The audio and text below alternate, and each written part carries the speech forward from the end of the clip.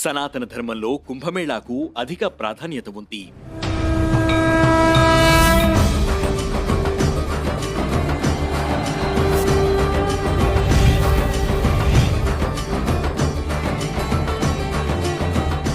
ప్రపంచం నలుమూలల నుండి ప్రజలు అధిక సంఖ్యలో హాజరవుతారు.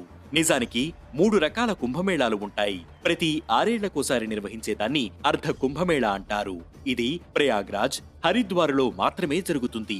ఇక 12 సంవత్సరాలకొకసారి పూర్ణ కుంభమేళాను నిర్వహిస్తారు. ప్రయాగ్రాజ్లోని సంగం ఒడ్డున దీనిని నిర్వహిస్తారు. చివరిసారిగా 2013లో పూర్ణ కుంభమేళా జరిగింది. ప్రయాగ్రాజ్లో జరిగే ప్రతి 12వ పూర్ణ కుంభమేళాను మహా కుంభమేళా అని అంటారు. మహా కుంభమేళా 144 సంవత్సరాలకొకసారి జరుగుతుంది. 2025 జనవరి 13న పుష్య పౌర్ణమి నాడు ఈ మహా కుంభమేళా ప్రారంభం కానుంది.